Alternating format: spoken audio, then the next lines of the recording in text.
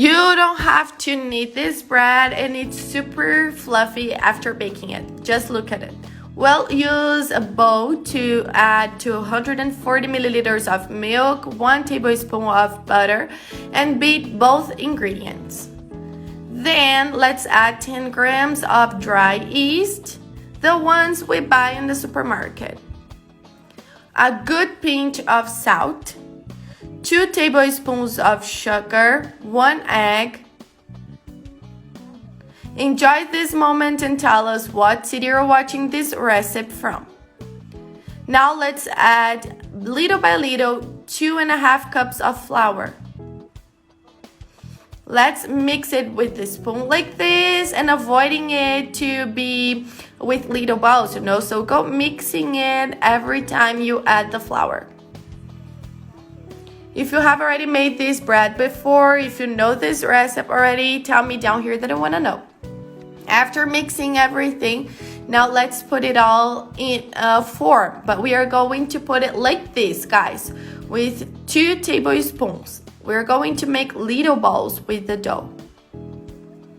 After adding like this, we are going to wait for it to grow until it doubles the size.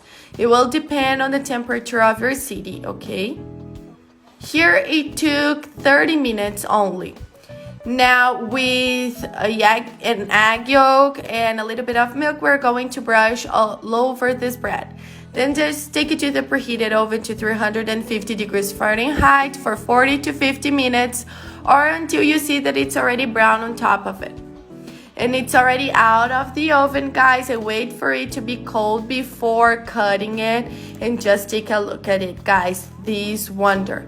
Make it at your house, and I'm pretty sure that you and all of your family will be surprised with this result.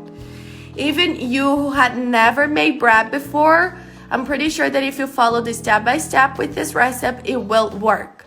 And this bread is super simple. You can freeze the dough to always have a fresh bread at your house and don't need to go to the bakery every single time to buy bread. I'm gonna show you guys very closely so you can see that I'm telling the truth, guys. Seriously, it's super fluffy. And if you liked this recipe, don't forget to rate us down here from 0 to 10. Your opinion is super important for us, okay? And it helps us to bring more recipes like this one. And I'm gonna leave now, guys. I hope you liked it and send this recipe to all of your friends. Kisses, and see you guys on the next video. Bye-bye.